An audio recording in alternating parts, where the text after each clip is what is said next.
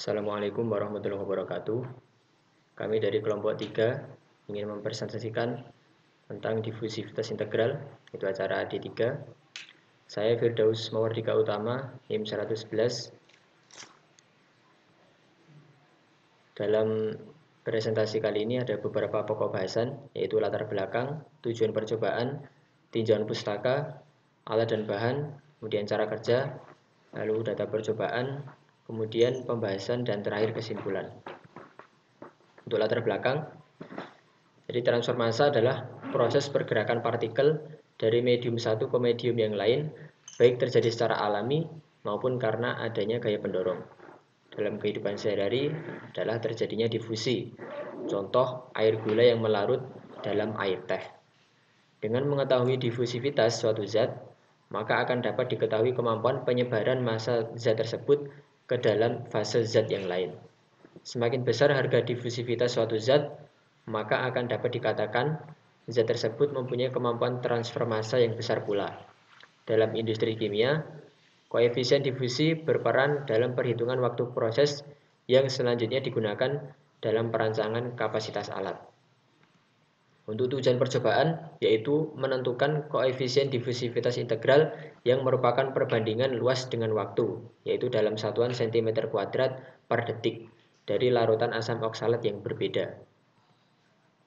Kemudian tinjauan pustaka. Difusi adalah peristiwa mengalirnya atau berpindahnya suatu zat dalam pelarut dari bagian berkonsentrasi tinggi ke bagian yang berkonsentrasi rendah. Contoh sederhana adalah pemberian gula pada cairan teh tawar, maka lama-lama cairan akan menjadi manis.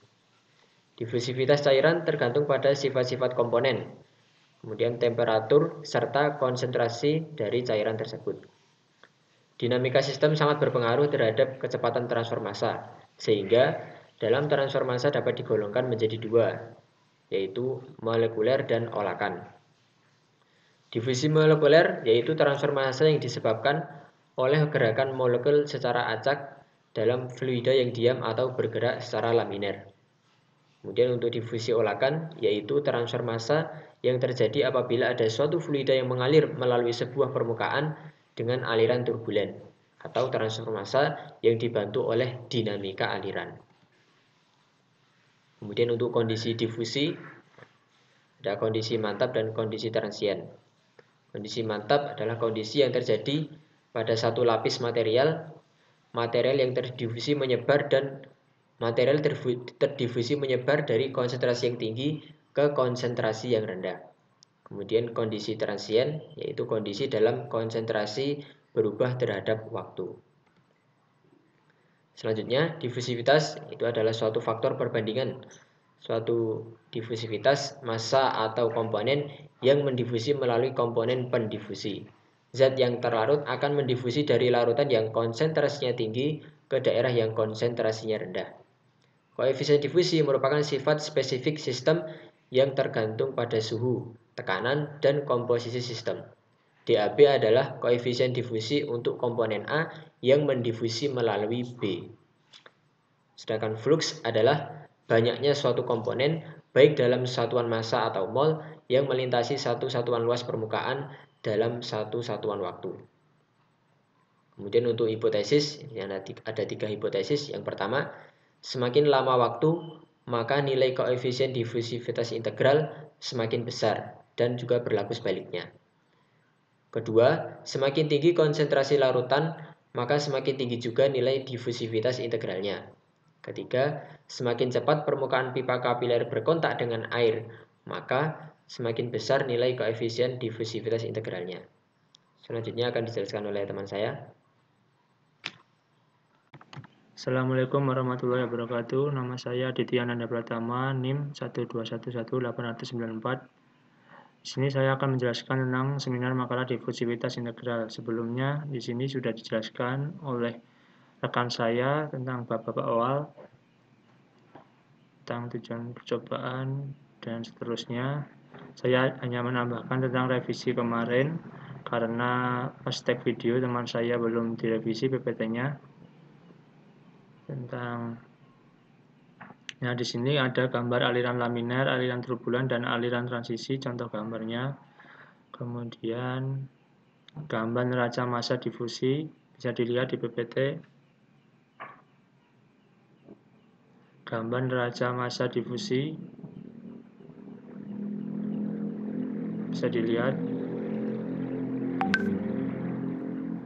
Kemudian bagian saya alat dan bahan.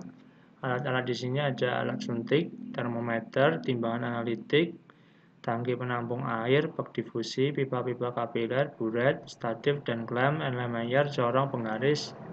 Sini statif, klem, Erlenmeyer, corong, buret untuk melakukan titrasi. Kemudian bahan ada larutan asam standar, larutan NaOH, larutan asam oksalat, H2C2O4, Aquades, dan PP, dekoder PP.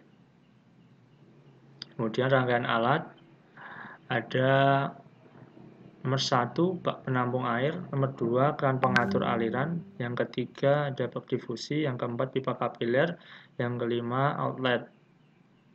Kemudian cara kerja, yang pertama mengambil sejumlah larutan, standarisasi larutan NaOH, Yang pertama mengambil sejumlah larutan asam standar dan memasukkan ke dalam Erlenmeyer. Yang kedua menambahkan indikator PP sebanyak 2 tetes. Yang ketiga menitrasi larutan asam standar dengan NaOH. Yang keempat mencatat volume NaOH yang diperlukan untuk titrasi. Yang kelima mengulangi langkah hingga 2 kali. Kemudian kita menentukan volume pipa kapiler. Yang pertama menimbang berat pipa kapiler. Yang kedua menimbang berat pipa berisi. Yang ketiga mengukur suhu Aquades dan densitas. Yang keempat menghitung volume pipa. Yang kelima mengukur tinggi masing-masing pipa kapiler. Kemudian standarisasi asam oksalat. Yang pertama memasukkan sejumlah larutan asam oksalat X1 ke dalam Erlenmeyer dan menambahkan indikator PP sebanyak 2 tetes. Kemudian menitrasi larutan asam oksalat X1 dengan larutan NaOH, mencatat volume NaOH yang diperlukan untuk titrasi, mengulangi langkah sebanyak 1 kali, mengulangi percobaan dan untuk asam oksalat X2. Kemudian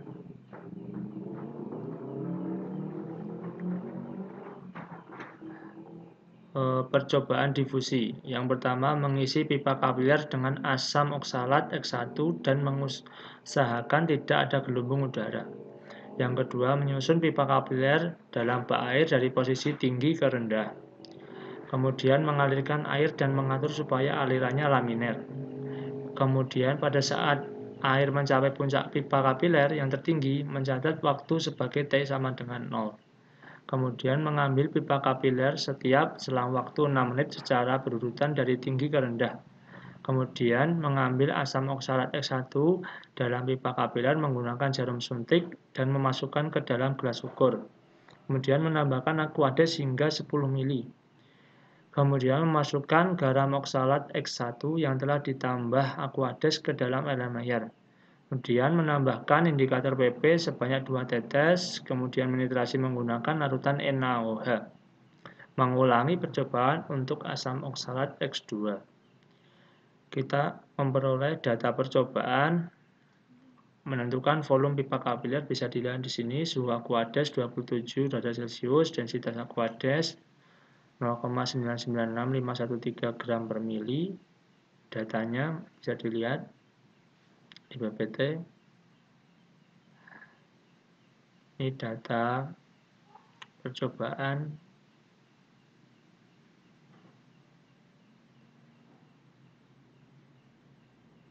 Untuk selanjutnya, pembahasan bisa dilanjutkan rekan saya, Glenn Muhammad Ansof. Jika ada yang kurang jelas bisa ditanyakan karena video ini keterbatasan waktu, jadi videonya singkat. Nanti bisa ditanyakan di tanya jawab. Untuk presentasi dari saya, wassalamualaikum warahmatullahi wabarakatuh. Bismillahirrahmanirrahim. Assalamualaikum warahmatullahi wabarakatuh.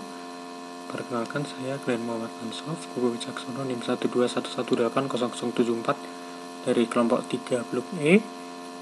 Pada kesempatan kali ini saya akan menjelaskan bagian pembahasan dan kesimpulan dari praktikum teknik pemisahan divisional acara ketiga, yaitu dengan judul difusivitas integral. Langsung saja kita mulai dari pembahasan yang pertama.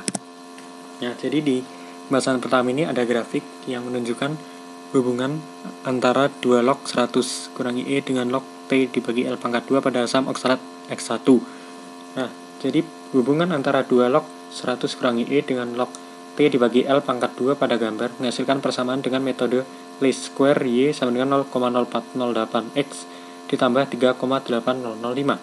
Dari persamaan yang diperoleh, dapat diketahui persen kesalahannya sebesar 0,2028% dan DAB sebesar 0,0502 cm pangkat 2 per detik. Nah, pembahasan yang kedua ada gambar grafik hubungan antara 2 log 100 kurangi E dengan log T dibagi L pangkat 2 pada asam oksalat X2. Hubungan antara 2 log 100 kurangi E dengan log T dibagi L pangkat 2 pada gambar menghasilkan persamaan dengan metode least square Y sama dengan 0,0406 X ditambah 3,7368. Dari persamaan yang diperoleh dapat diketahui persen kesalahan sebesar 0,1301% dan DAB sebesar 0,0434 cm pangkat 2 per detik. Nah, jadi percobaan difusivitas ini bertujuan untuk menentukan koefisien difusivitas cairan atau DAB.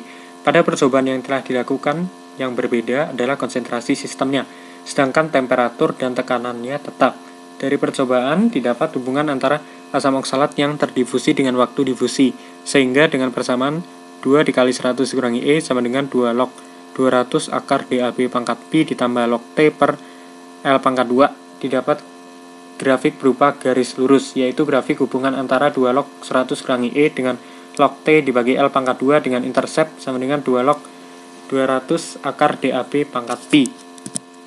Nah, jadi dari percobaan dapat diketahui bahwa konsentrasi yang besar maka akan diperoleh harga difusivitas yang besar pula. Pada konsentrasi yang lebih besar, maka flux molar yang melintasi satu satuan luas permukaan dalam satu satuan waktu semakin besar. Maka semakin besar pula kemampuan molekul itu untuk menyebar atau mendifusi. Hal ini juga dapat diketahui, semakin lama waktu difusi maka konsentrasi asam oksalat juga semakin turun. Berarti semakin lama waktu difusi maka semakin banyak asam oksalat yang terdifusi oleh air. Kesimpulan dari percobaan ini adalah larutan asam oksalat X1 diperoleh dengan harga koefisien difusivitas sebesar 0,0426 cm pangkat 2 per detik dengan metode least square Y sama dengan 0,0408 X ditambah 3,7278 dan persen kesalahannya sebesar 0,2027%. Itu kesimpulan yang pertama. Kesimpulan yang kedua, larutan asam oksalat X2 diperoleh dengan harga koefisien difusivitas sebesar 0,0368 cm pangkat 2 per detik dengan metode least square Y sama dengan 0,0406 X ditambah 3,6645 dan persen kesalahannya sebesar 0,1295%. Kesimpulan yang tiga, persamaan yang didapat merupakan fungsi linier dari 2 log 100 dikurangi E dengan log T dibagi L pangkat 2 yang menunjukkan bahwa semakin lama waktu operasi difusi maka akan semakin banyak asam oksalat yang terdifusi ke dalam air. Kesimpulan yang terakhir, semakin besar konsentrasi larutan, maka koefisien difusivitas akan semakin besar. Nah, demikian pembahasan dan kesimpulan yang dapat saya sampaikan. Apabila ada kesalahan dan kekurangan saya mohon maaf. Wassalamualaikum warahmatullahi wabarakatuh. Terima kasih.